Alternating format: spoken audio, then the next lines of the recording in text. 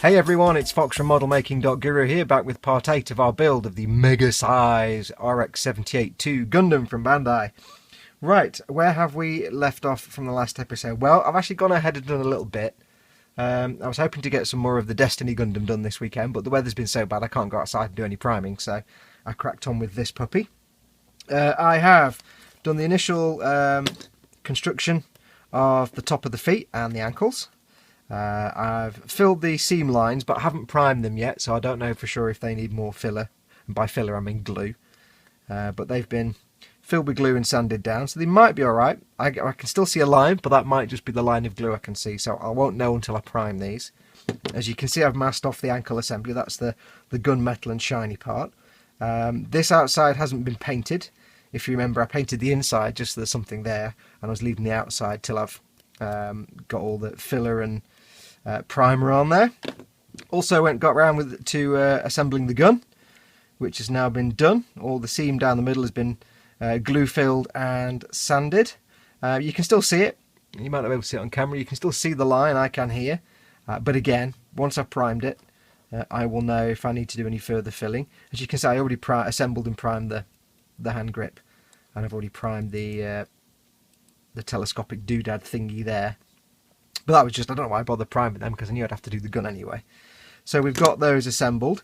Now I also spent some time sorting out coloured panels. If you remember when we last left, the body panels looked like this. They were all white with some pre-shading. However, what I have now done is actually fiddled around with these somewhat, and now we have various shades on the panels. Now, this isn't quite how I planned it to turn out. When I was doing this, I kind of intended, there's more, but I won't get them all out. I kind of intended that this would be the traditional RX-78-2 colours, where everything's in like a white, or in my case an off-white. And these are just piling up everywhere. So it'd be an off-white for the white colour, and then a slightly darker, or a very slightly darker but light grey for these parts, and then a sort of warm grey for the accent parts. However, mixed up the paints and it all went a bit weird because the colours didn't quite come out as I planned. So what I've got now is this kind of off-white for the white, which is fine. I have this kind of light grey with some shading underneath for the light grey, which is a bit darker than I planned. And then I've got this kind of nice mushroomy pastel colour for the accent points. Now, I kind of don't mind it because I quite like it. It's quite a nice colour scheme. You can see on here. So it's not RX-78-2 standard traditional colour scheme, but you know what? I kind of like it, so I'm going to go with it. Because when I did the first grey panel, I'm like, I'd got all the tape off and thought, yeah, it's a bit too dark, but it's too late now. I've painted it, and I've all taken the masking off, and I'm not masking. It took me about 2 hours to mask off all these parts. And then when I did the first brown thing, the brown panel, I was like, it's not quite the right colour, but you know what? It kind of works. So we're going to live with these colours. It's going to be my own colour variant. It's going to be a version wolf. Like the Freedom Gundam. It's going to be a version wolf, as in I got the colours a bit wrong, but you know what, it kind of looks awesome. So what I'm going to do today is show you how I did this, how I took this white. I'm going to take this white panel and we are going to mask it off. I'm going to show you what I call mid shading, which is we're going to paint this panel the grey colour. We're going to then do various things to make sure we don't lose the pre-shading. We're going to have to redo the pre-shading because that's going to get covered up. So we're going to do some mid-shading. I'll go through that. And then we're going to add this colour on top. And the difference with this colour is this is oil paint. This is just brushed on oil paint. I'll show you that process when we get to it. It's dead simple. Right, now it's time to get these two panels looking like the one on the other leg, or arm, or whatever it is. I can't remember. We're going to do the pre-shading first, and we're going to be using the good old standby of Tamiya XF85 Rubber Black. Going to airbrushing this on. Yes, I don't know why I'm showing the airbrush there. Now we're going to do what I call mid-shading. Now this is, instead of doing like dark lines where the panels would be, we're actually going to paint the whole thing. Now this is a slightly easier way of doing pre-shading, and I'm doing it here just because it's faster, and I was pushed for time. So on all these different coloured panels, instead of pre-shading where I paint the lines, I'm going to mid-shade, which basically means I paint the whole part or the whole area the shade colour first. And then what I'll do is when I go over the top with the other colours, I will use those in a similar way to pre-shading, but I'll build up the colours around the insides of the panels and not so much on the outsides. Now if you're painting a whole model, this is a good alternative way to do pre-shading all over your model. Instead of doing the lines, just paint everything the dark colour first. It is a little quicker than doing the traditional panel line pre-shading, and it's more of a preference. I was trying this method out, so there we go, that bit's done. So next up is going to be the light grey coat. Now what we're going to do, we're going to paint both these panels light grey, and then we're going to apply the mushroomy colour over the top of one of them. The mushroomy colour is actually a tint applied to the light grey. So I'm spraying the light grey now, and as I'm doing mid shading, you'll see I do a basic coat first, just for the dark tone. Then I fiddle with the other one to make sure the colour's about right. And what you'll see me do shortly is actually go in closer once I've got this base coat down, and I will start focusing on the centre of the panels. And the idea here is that I build up more paint on the inside of the panels, so they look more light grey, and the outside of the panels get less attention where the panel lines and grooves and edges are, so that they stay darker, replicating the same effect as traditional pre-shading.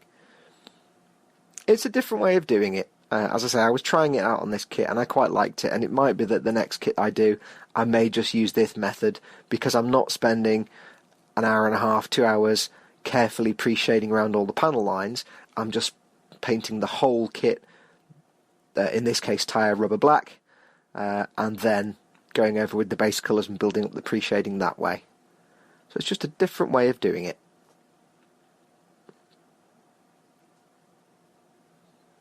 While I'm doing this here, you can't see, but off camera the other piece is there, so I'm just watching what I'm doing, comparing it to the other piece to make sure I've got similar colours.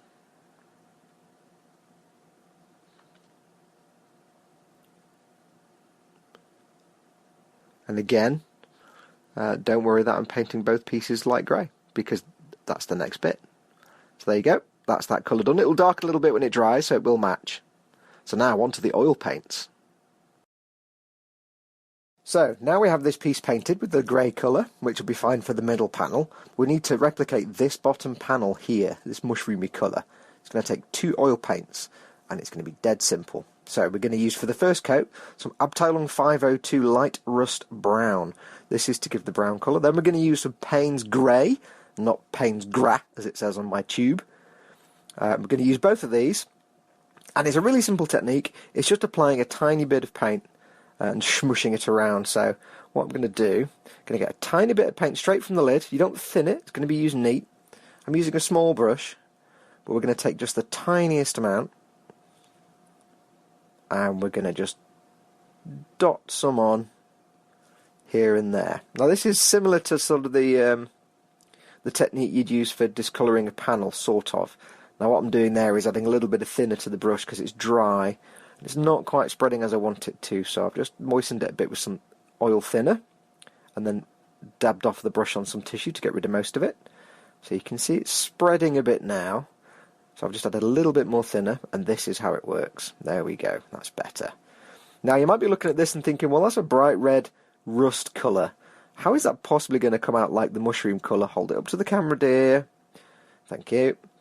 Well, the beauty of this is, because you're putting on a tiny amount, you can keep brushing it and spreading it around, and it will kind of thin itself out.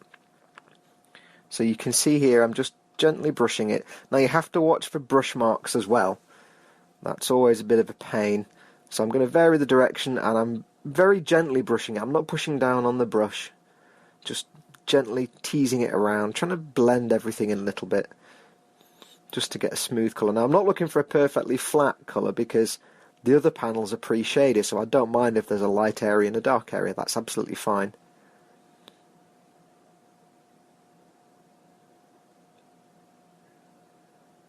Now you will get some thinner or, well, you might get some paint overspilling, but you may also get thinner bleeding out into the paint above. Because I haven't varnished this, this is straight onto the painted acrylic.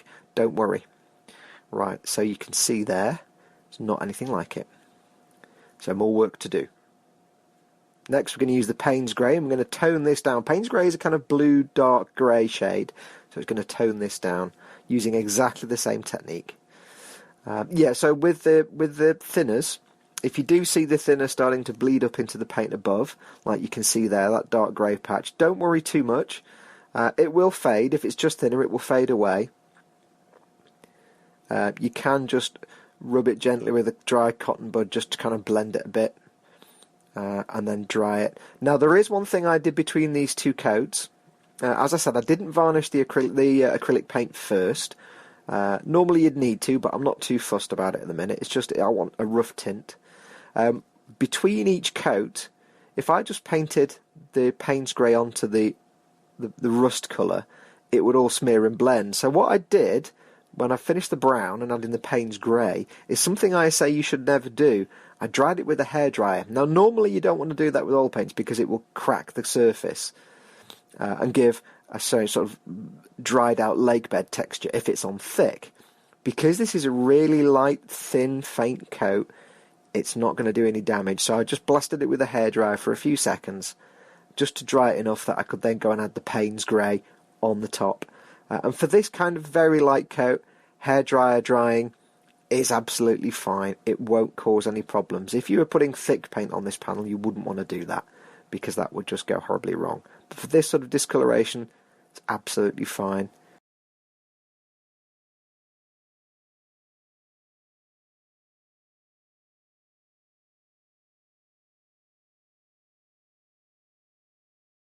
But for these kind of thin coats, hairdryer, not a problem if you're doing one coat then the next. It really is just a tint, it's not painting on a coat. So you can see here I'm blending the Payne's Grey in. A bit more challenging with the darker colour. I didn't want to go too much with the thinners because I'd disrupt the rust colour below. So I'm just carefully teasing it around, allowing a bit of patchiness there. And as you can see, we're done. It will get more closer to the other colour once it dries a bit. It's a bit darker now, but once it dries it'll tone down a bit. Job done. Welcome back. Unfortunately, I've done a whole load of work that I can't show you because the video files got corrupted. Oops, hate when that happens. So I just need to quickly catch you up. I have finished painting the head, the base colours. It's obviously flat white is the base colour with the pre-shade of the rubber black underneath. I have, I'll just put this together so you can see it. I have decided to go with my own colour scheme. I've painted the crest a slightly grey colour just because it makes it more interesting. The bottom of the visor and the goatee obviously red because they're supposed to be.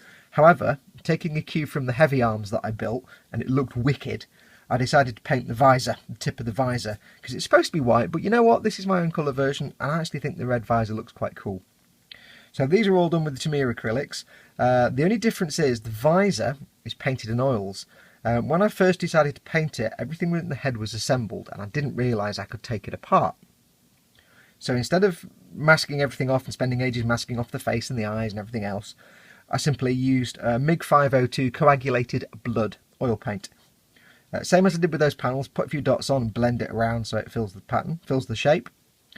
Used a little bit of white mixing oil paint just to tidy up the straight edge. It's still a little bit rough around the edges, but once the gunk wash and all, any kind of weathering of pin washes or whatever goes on there, it'll hide it nicely. And then I did a little bit of chipping in that paint. Because the paint was still wet, I took advantage of that and did a little bit of chipping just with the end of a cocktail stick, just to give it some chips. I'll be painting chipping on this model, I think, anyway, but I thought I may as well do that now while the paint's wet. So this is drying, so I can't gloss varnish this or anything yet. I've got to leave it for a few days. The inside here is of these vents is painted gunmetal. Now, I was originally going to fill in this seam down the middle, but I decided I'm not going to, purely so I can keep the eyes out, because when I'm doing matte varnishes and so on, they're clear plastic and they're supposed to be shiny like glass, and I don't want to have to mask them off again because it's a pain in the butt. So now I know I can take them out, I'll just leave them out to the very last minute, and the last thing I'll do on this kit is put the head back together, put it on the body, done, kit finished.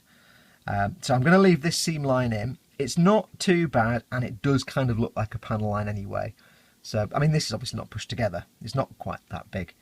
So I'll be able to just make it look like a panel line, and I'm happy with that. So that is the head done. I've also gone ahead and pre-assembled a lot of things into sub-assemblies. I've built, for example, the legs. They are that big. I've built the torso and the gun and everything else, and other bits and bobs, into the basic sub-assemblies that I can get them into. The next stage is the gloss varnish, because basically the painting's done now, the initial base coat colours. Next is onto gloss varnish. I've done a couple of coats over the whole kit already, apart from the head, because I can't do that yet. Right, so time to get on with the gloss varnish. I had another major tragedy. As you know, I suck at airbrushing. Well, not suck at airbrushing, I suck at maintaining my airbrushes. And as you know from my other videos, I was using a Neo for Iwata. It cost me like 45 quid from emodels.co.uk. Plug, plug, plug. It was a brilliant little airbrush, dead simple. It was the fastest thing I've ever been able to clean. The Neo was like done, clean. There you go, paint change, colour change, dead quick. I dropped it like that far onto this fluffy tea towel that was folded up, and the nozzle went and squid, and it was knackered. Now, being sensible, I would have just bought a new nozzle, but no, I'm a card-carrying idiot. So instead, what I did was bought a whole new airbrush, because I needed one quickly. So I've got myself an Iwata Revolution. Finally, I've got myself well, I've already got a decent airbrush, but finally I've got myself a more traditional decent airbrush. So I'm going to be trying this out. Not used it yet. Actually, well, I've used it on a little bit, and you can see I've already done a Tony Fairclough and spilled paint all over it. Hi, Tony. But I've had a little go of it, and it works really well. Dual action, push down for air, pull back for paint. It's got no throttle on the trigger. I call it a throttle. But it's great. It's got a fixed cup. Well, me and Tony had a little joke. Tony Fairclough, Helgen35 on YouTube. Plug, plug, plug. We kind of came to the conclusion that it has a 4.5 metre nozzle, which is suitable for like spraying. You don't have to put paint through it. You can put bears through it, or tables, or you could spray small cars. It's basically a massive nozzle, so it should deal with a lot of thick paints. So I'm going to have some fun with that. Traditionally, I have to water my paints or thin my paints down quite a lot, the metallics especially, because they're quite thick. So I might have a better time with this. So we're going to be trying this out, giving this a go. I'll put some of my gloss varnish through it and probably knacker it completely, but there you go. So this is my airbrush of choice at the moment, my Iwata Revolution. So let's crack on with the gloss varnishing and stop with the waffling. Now I've shown this before, but again, if this is the first time you're watching me, here's what we're going to do.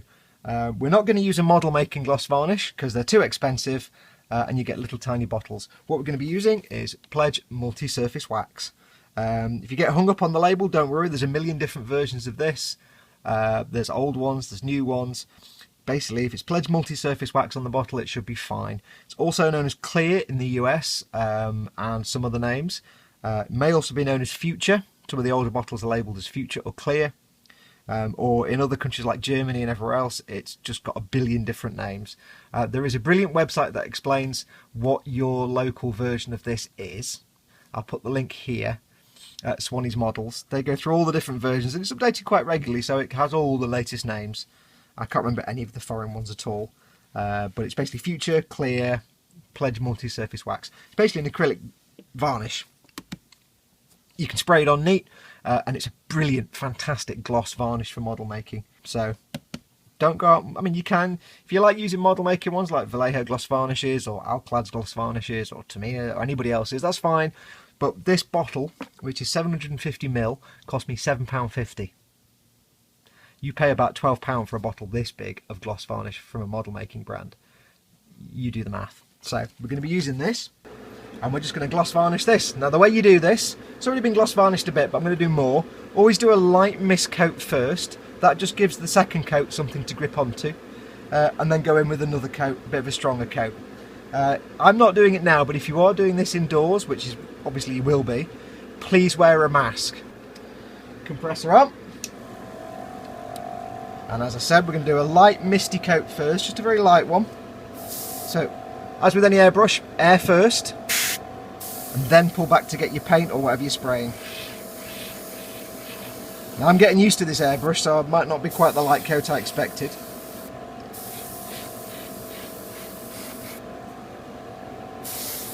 So just a light mist coat just to get the surface ready.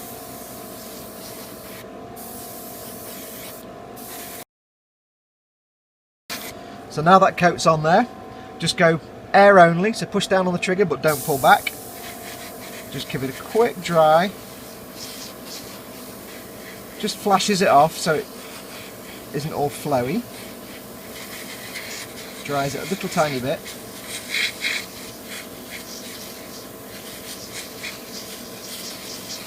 As I say, I've shown this before, but I'll show it again. So I'm just doing air. Now we can go in with the full coat. Don't go on too much. You don't want a massive thick. If you put it on too thick, it'll just run everywhere and you get runs and lumps. So you're still going a light coat, but a bit heavier than the last one.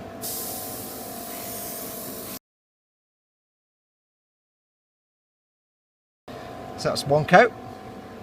I'll go and give it some air from a distance. I'll give it some air. I don't want to go too close because I'll start splatting it everywhere and making spiders. Now this stuff does self-level brilliantly. If you put too much on, you'll get runs. But if you're careful and take your time, it will self-level to a nice smooth surface. I've got a small run there because of the air, but I'll have to just live with that. I can blow it off down the side. It's not brilliant. But hey, at least you know that even people like me who've been doing it for years still make goofs every now and then. And then we'll do one more coat. Again, a bit heavier than the first one you did, but not massive. You don't need to go overboard.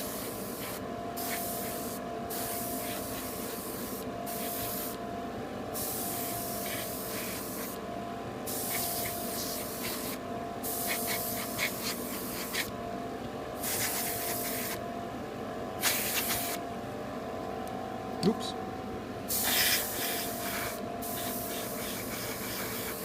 And we're done. So that is the gloss coat. Now that will dry finger touch in about 20 minutes, 25 minutes. Once it's been dry for about an hour or so, you're basically good to go. It's very fast drying. If you're going to be doing anything aggressive like doing some weathering and washes and stuff, I'd probably leave it for 24 hours. But it's dry to the touch in 5 or 10 minutes and handleable in half an hour to an hour. I can spot a few little runs here I've gone a bit too heavy, but you'll get that from time to time. Don't worry too much. Just take your time.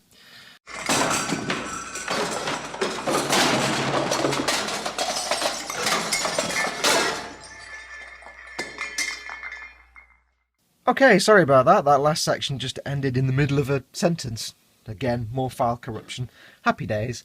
Last bit for today, we're going to do some decals. We're going to be doing two things. I'm going to use all the decals that come with the kit, obviously, and I have ordered some extra decals that I'll tell you about towards the end. But what we're doing at the moment is just putting all the decals that come with the kit on the kit. Thankfully, praise be, Bandai did give you water slide decals with this kit, unusually, because normally they're stickers and dry rubs, and considering this is a simple kit for kids, which I've already goofed up loads of times, so it's not that simple, they give you water slides. Brilliant. So I've gone ahead and done all of them except one. I've got water slides on the main torso. You can see little white markings. What have we got? We've got some on the legs, little warning decals here and there, and some on the feet. And I've got all the ones on the arms apart from the one on the shoulder. So we've got little warning decals. On these are just setting with some microsols that are a bit crinkly at the moment. So I'm just going to show you one decal today. What we're going to do is add this white base decal to here. Now again, this is something I covered before, but again, I don't know if this is the first time you've watched one of my videos, and if it is, I'm trying to cover everything I can. So, how to do water slide decals. Dead simple. Now you don't need these, but I'm going to be using Microset from Microscale Industries Inc. and Microsol, if I don't cover up the name. Microset is a setting solution. It helps the decal adhere to the surface and flatten down a bit. And Microsol, once it's on, just helps it smooth out and flatten down. And both of these will help reduce silvering. Now you don't need to use these. You can just use normal water and just leave it at that. I'm just using these because it helps reduce any silvering a little bit. Now I did go ahead and finish all the gloss varnishing. So these have got 2 or 3 coats of gloss varnish on the pieces. They're not particularly glossy, but you can see there is a shine there. The gloss varnish gives a smooth surface for the decal to go onto. If it's rough and bobbly, like with the matte varnish or just raw paint, you're risking trapping air onto the decal, and that's where silvering comes from. You see that sort of shiny edge around the decal. So we're trying to reduce that.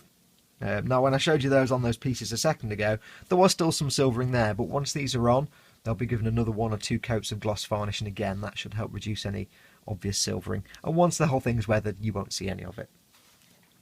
So, first things first, we'll just go ahead and take this decal out. Now, with some kits with decals, you want to take a craft knife and cut as close to the text as you possibly can, because you want to reduce the amount of clear film around the decal. You'll see it when you hold it in the light. I don't know if you'll see it on here.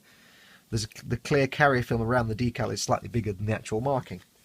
Now, for some model kits, you'll need to trim that as much as you can, but I don't for 2 reasons. One, Bandai decals are really spot on, and the film is really minimal, the excess carrier film. And second of all, when you're cutting through and trimming that, sometimes it leaves a rough edge, and then when you put the decal on, you can see that rough edge. It just crumples the edge of the decal a bit, makes it untidy. So I just tend to just cut them out. So I'm just going to cut this out. Just trim off the excess bits of card. I'm not being too neat. Again, I'm not too worried about the carrier film, because Bandai decals are really good for that. And the thing with these is, the detail on them is incredible.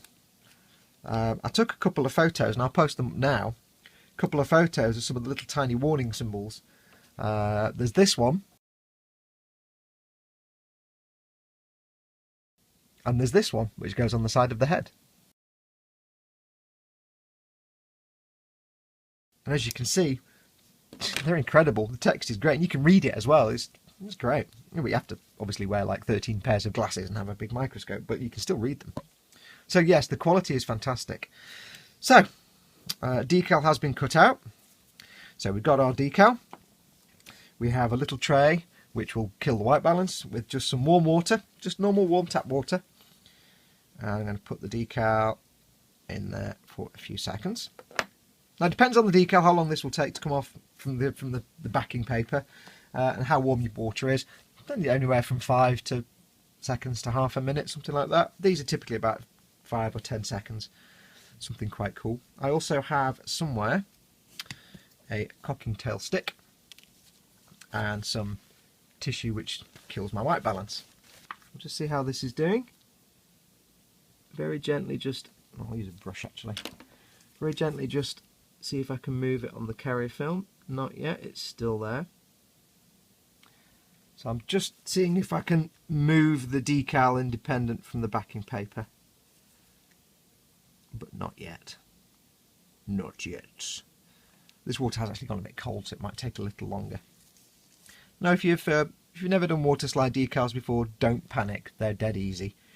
They are far superior to stickers because they don't stick up and make an obvious raised surface, and they're much easier than dry rubs, because if you put a dry rub on in the wrong position, you're kind of screwed.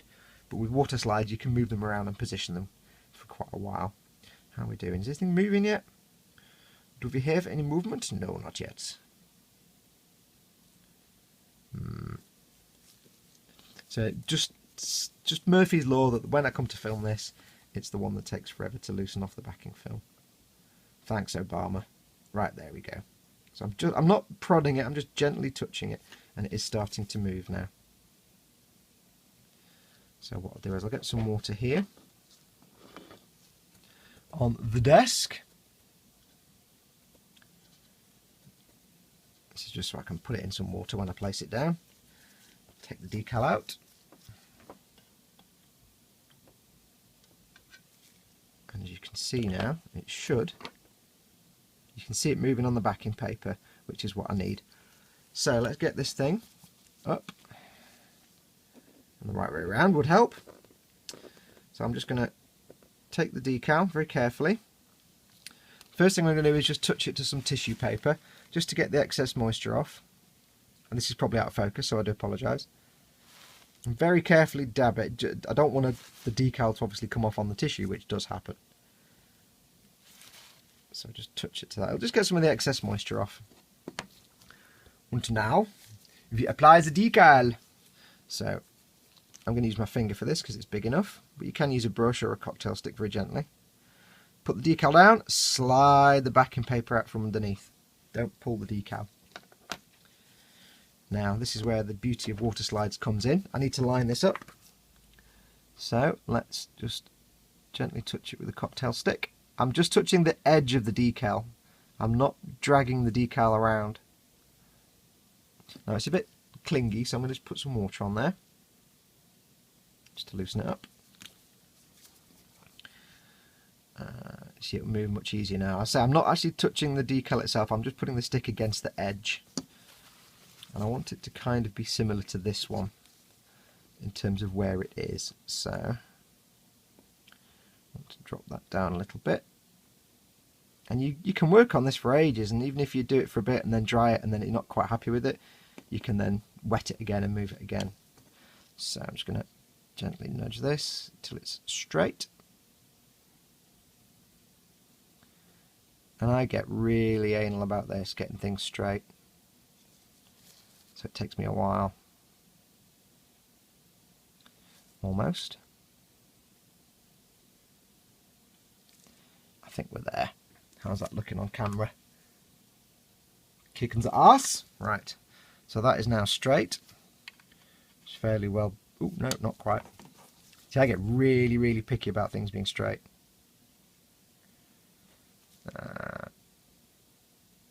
Almost.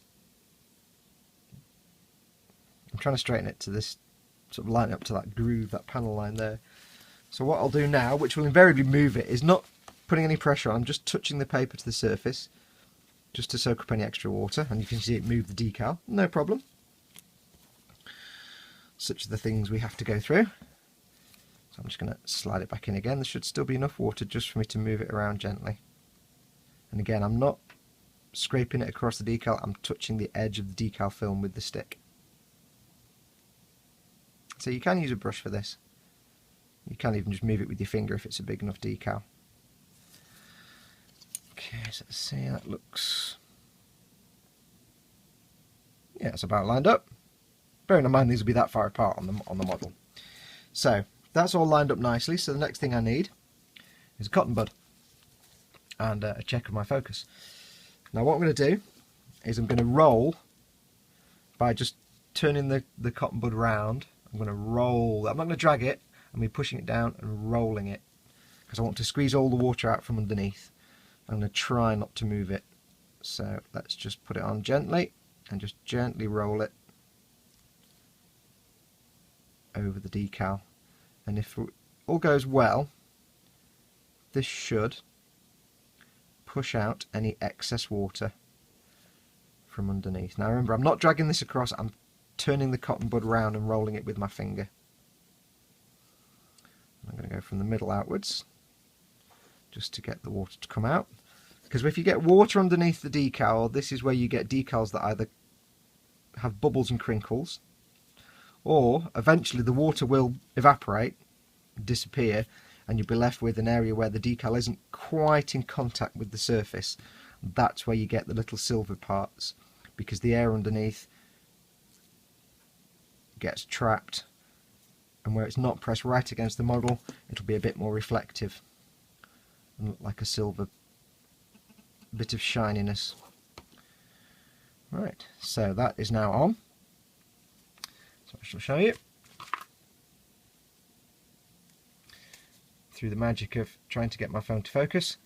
I hope that's in focus. So you can see now it's still got some silver, and you can see it there, the carrier film is reflective, but that will go away very shortly, and then will completely hopefully go away once the final sort of gloss coat layers go on.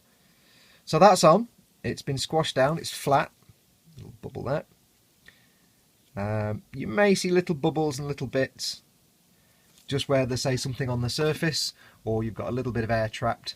But don't worry, if you do get a big air bubble, you can very easily, I'm not going to do it now because I don't need to, but you can just get a pin and just pop the bubble, pierce the surface of the decal, and then flatten it again, and it should heal itself. The little hole will disappear. Don't gouge it, just very gently pop a little hole in it. The air can get out, the water can get out, then you've got a flat decal.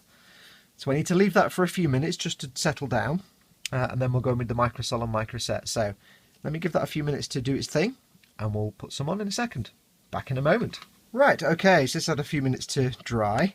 So now I'm going to go in with the micro set. Now, I know ideally you're supposed to put this on the model first and then put the decal on. It helps the decal adhere. But I've been having some problems with the Pledge multi-surface wax and the micro set, making little stains and things. So I've tried it a different way on this kit. I'm trying putting the micro set on first when the decal's settled and seeing if that helps. It's not done any harm so far. So you can try it this way, but ideally you should do this. You should wet the area you're going to put the decal and then put the decal on. So what I'm going to do is brush some micro set just across the decal, very gently. I don't want to dislodge it. Now I've got it in place. I'm hardly putting any, there's no pressure on that. I'm just placing the brush over the top. Hopefully what I'm hoping with this decal on this build is that because I'm adding this afterwards, I'm hoping it will seep under the decal and do what it's supposed to do, which is help the decal adhere and soften. So I now need to leave that for a couple of minutes and then we can go in with the micro sole. So back in a moment. Okay, right, that's had a few minutes to dry, about 5 minutes or so. About 10 minutes or so, I should say. So now we need to go in with the micro sole, the red one. Micro sole basically just helps it adhere to uneven surfaces. Now, this is a flat surface, so it's not really necessary, but it's good practice to use it. What it'll do, it'll scrunch the decal up, and then it will, as it dries out, it will flatten out and bond and adhere to the surface even more. Now when you do this, your decal will go all scrunkly like this one has here. You can see it's a little bit lumpy. Don't panic, don't be tempted to fiddle with it. That's what it's supposed to do. It will look terrible for a little while, but as it cures and dries out and sets, it will go flat again. And all you do, same as with the micro set, get some on your brush, not too much, a little bit, and just gently brush it over the top. If you can, try and keep it to the decal itself. Don't just slap it all over the model, because depending on what gloss varnishes you use, it can sometimes affect the Pledge multi-surface wax. If you put too much on, it might actually, eat away at it. So don't put too much on. Try and keep it to the decal. So that's now done. You can see there it's all shiny. So we will now leave that for a little while. It will scrumple up. But don't worry. Leave it alone. Let it do its thing. If it scrunches up, it's doing its job right. So now we need to let this dry. You can sometimes end up doing 2 or 3 applications of micro sole. If this was, for example, an uneven surface, like I had a rib texture, or I was trying to get a decal to go down into this panel line here, this would be the stuff to help it sink down, bond to the surface, and fit flush. So you might need to do more than one coat, several coats, just to get it to bond correctly and to flatten out. This one I'll probably just need the one coat because it's a flat surface anyway. Right, and here we go. This is how far we've got. This is loosely assembled together. It's not final build. Just so you can see, another idea of how big this thing is. Here's my manly hand for comparison. We've got pretty far. Most of the painting on the suit itself is done now, save for a few little bits and bobs. I've not got the eyes or the Vulcan cannons in the head. That's just loosely put together. Gun is gunmetal, obviously. Still got more work to do on this. It needs more painting in different colours because I'm going to vary it up. So I've not put the decal on there. Shield is done. So most of the mobile suit painting is done. All the decal from the kit are on. But what I'm going to be doing is I have ordered more decals. You do get little warning and caution decals on this kit, but there's not many of them. But thank God they're water slides. What I've ordered is a few sheets of generic warning decals in the style of a version K kit where you get all the little markings. They're generic for Gundams. You can't get any, as far as I can tell, for this size, mega size kit. So I've ordered some perfect grade sheets of perfect grade scale decals instead. Because what I want to do is just cover this thing in all the little warnings and caution signs. Because I like that. That's why I like version K kits, because they have all these little markings. It's a military vehicle. It's going to have little things all over it. So I need to wait for those to arrive before I can put those on and then give it another coat of gloss varnish and carry on. Problem is they're coming from Japan, so it could be a few weeks before they turn up. So there will be a gap now between this episode and the next one because I have to get those decals on. So apologies, and also thank you while I'm talking about it. Thank you to everyone for bearing with me over the last few weeks or so.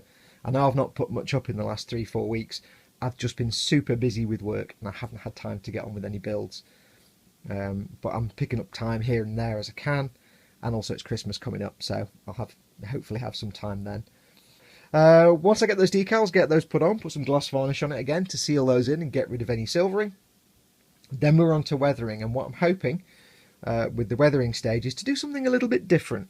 I've been speaking to the guys at emodels.co.uk, done videos for them before, and what I'm hoping is that I can use some weathering products I've never tried before, and do the videos for them as showing off, because they sell them, showing off the products they're selling for weathering. They're going to be MIG ammo products, hopefully, if this all goes to plan. So we're going to be showing that. I'm hopefully going to try and reproduce the weathering that you see in the MIG book called In Combat, which shows how to use their products to weather a Gundam. So I'm going to try those techniques and see what happens. Going to be using new things like enamel washes and stuff that I've never used before, and I may not actually do a gunk wash. I know, me not do a gunk wash. Blah. You know, there has to be some time when I don't do a gunk wash. It has to happen. So we will come back when all the decals are on, everything's gloss varnished, and it's ready for weathering. Thank you very much for watching up to now. As I say, do bear with me if there are gaps between videos. It's either I'm really busy at work or I'm waiting for stuff to turn up. But yeah, thank you for watching. Stay tuned for the next one when hopefully we'll be cracking on with the weathering. And I'm hoping to show, as I say, some new techniques. Painting paint chips rather than making paint chips. Using enamels and filters and things like that. So, yeah, this thing is big, man. I don't even know where I'm going to put this thing once I've built it. I don't know where this is going to go. But it's looking pretty kick-ass so far, I think you'll agree. So, take care of yourselves. Have a fantastic Christmas and New Year, if you have that in your part of the world. If not, just have a fantastic December and January. We shall see you hopefully in the next few weeks for the next episode of this. But until then, as always, take care of yourselves, and adios amoebas!